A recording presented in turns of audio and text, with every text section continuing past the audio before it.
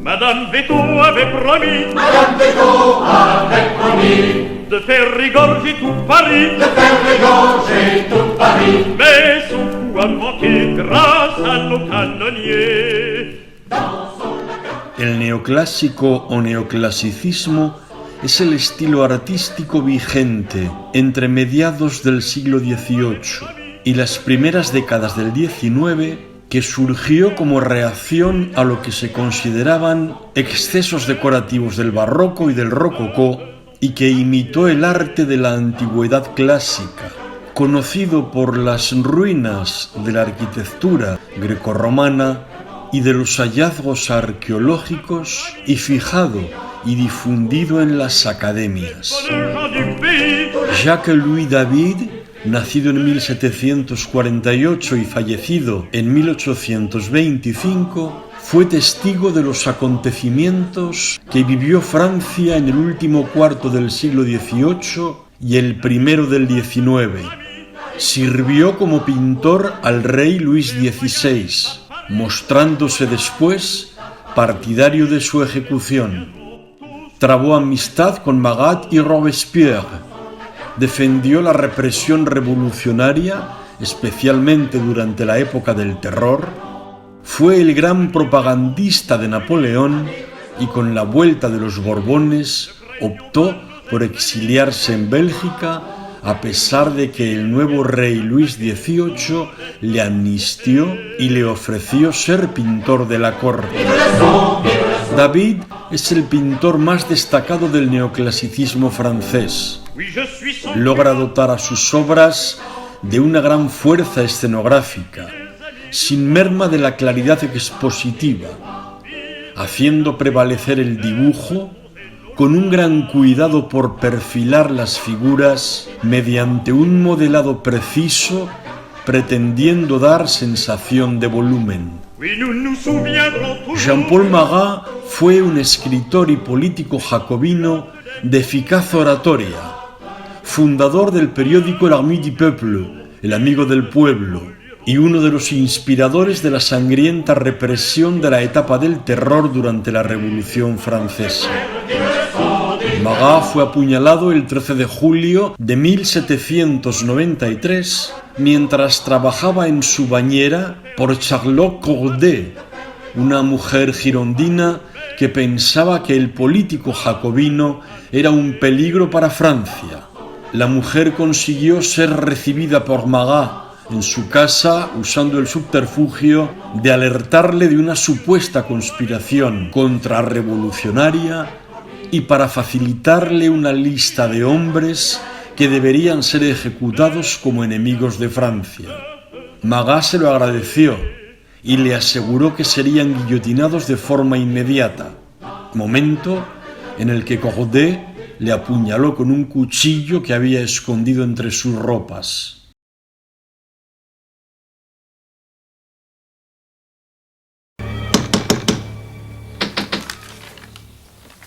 Va voir qui c'est.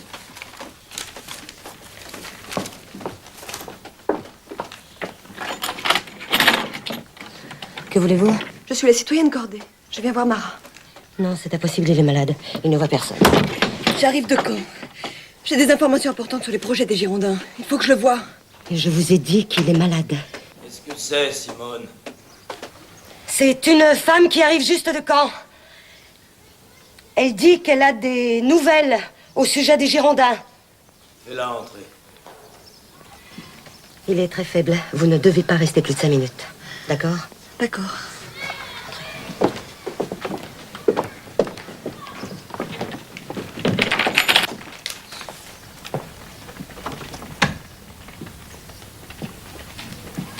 Vous arrivez de Caen? Oui. J'ai des choses à vous dire. Oui, je sais. Caen est devenu un repère de traîtres. Combien de députés fédéralistes y sont réfugiés? 18. Voilà leur nom. Oui. Ils seront bientôt morts.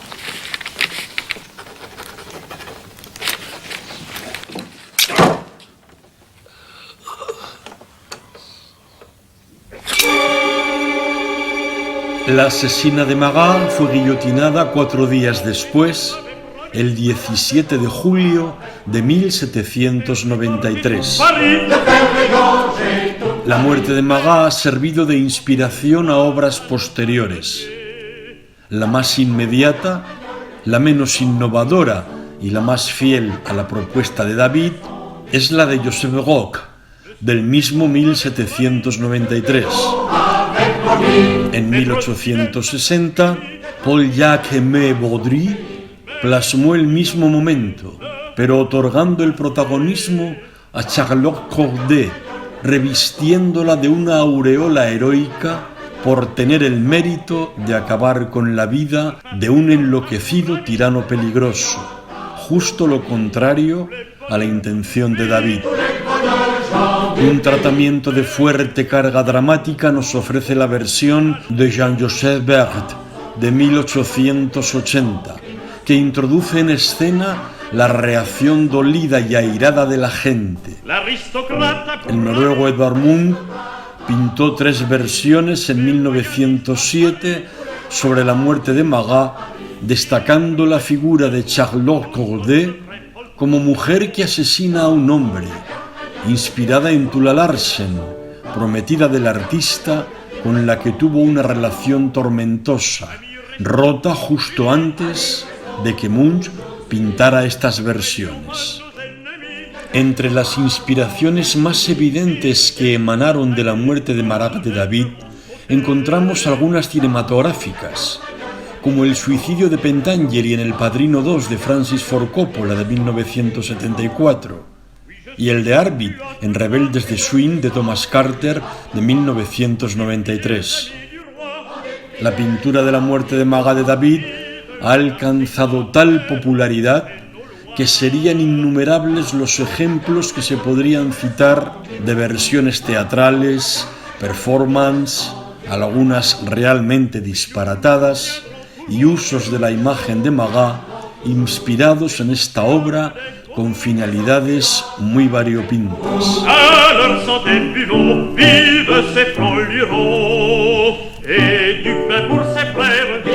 La mitad superior de esta pintura de la muerte de Magat, conservada en los Museos Reales de Bellas Artes de Bruselas, está vacía, lo que permite centrar la atención en el personaje protagonista, y su tono oscuro concuerda con el carácter fúnebre del tema.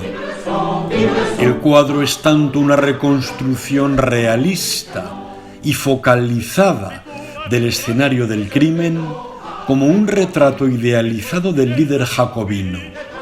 Magat tenía la costumbre de tomar baños para aliviar los molestos picores de una enfermedad de la piel que se decía había contraído cuando tuvo que esconderse de sus enemigos en las cloacas de París, si bien la realidad es que parece ser padecía alergia al gluten. En la bañera, Magat dispuso una tapa de madera cubierta con telas que utilizaba como escritorio, mientras que un tosco cajón colocado a un lado le servía para apoyar la pluma y el tintero. Sobre la tabla escribía sus listas con los nombres de los rivales políticos que tenían que ser guillotinados, acusados de crímenes contra la nación. Solía en sus estancias en la bañera llevar un turbante empapado en vinagre. La luz suave y brillante nos remite a algunas obras caravallescas.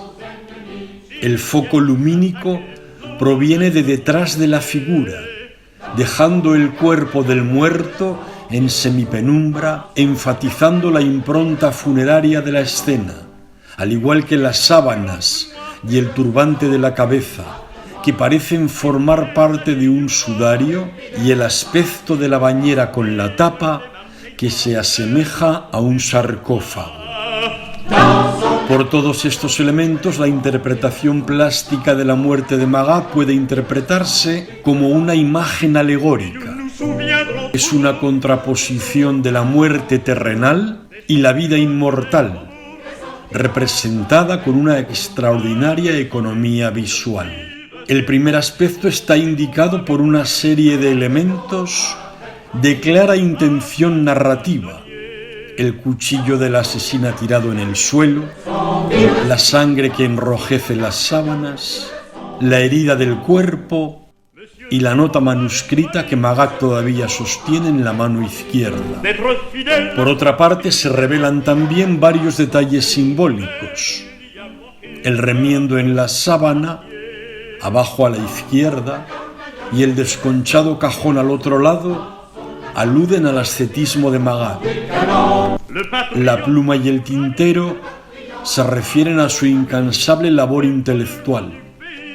Son atributos característicos de las virtudes cristianas tradicionales, como si fueran los instrumentos de su pasión que aquí se secularizan aplicándose al difunto, a quien se le rinde un homenaje elegíaco definitivo a través del epitafio del cajón.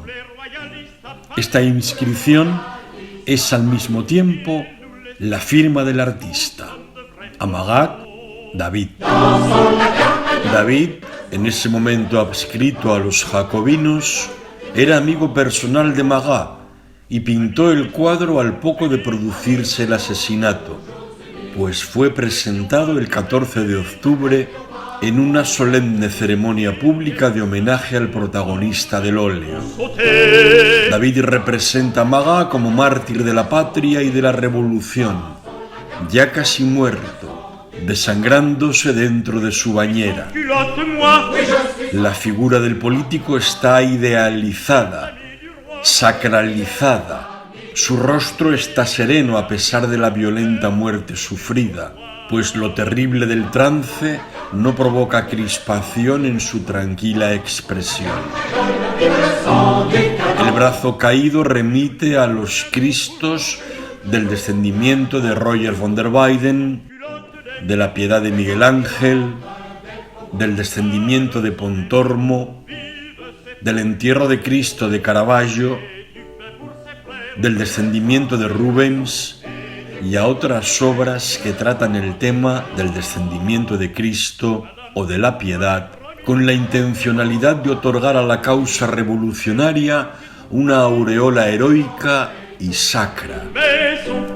Este efecto émulo de lo sacro en la postura del brazo derecho se acrecienta por su marcada musculatura, por su color cerúleo, por su tersura carente de manchas o de signos repulsivos propios de la enfermedad cutánea de Magat y por el tratamiento lumínico. En la hoja que le había entregado su asesina y que sostiene Magat en su mano izquierda se lee: Du 3 juillet 1683, Marianne Charlotte Corday au citoyen Magat. Il suffit que je sois bien malheureuse pour avoir droit à votre bienveillance. Con esta transcripción, el pintor rehuyó el condicionante político y centró la atención en la fecha y la protagonista del crimen, otorgando a la imagen un carácter casi periodístico. Pero además justificó que la treta de Corday no hubiera sido posible de no ser por la bondad del difunto, que en opinión poco fundada de sus admiradores, vivía entregado a la causa de los pobres y de los desfavorecidos. Ello, en última instancia, dignificaba la figura de Magat como amigo del pueblo y mártir de la revolución. En el papel sobre el cajón de madera escrito por Magat se lee su voluntad de otorgar una asignación a una madre de 5 hijos cuyo marido había muerto en defensa de la patria, mostrando la condición de héroe del asesinado y la justicia de su posición política. El asesinato de Magat, y específicamente esta pintura de David que lo representa, causaron un gran impacto en su momento, y el hecho en sí mismo, la forma de relatarlo a la población por los jacobinos y el propio cuadro como parte integrante de este relato contribuyeron de forma notoria a consolidar la revolución.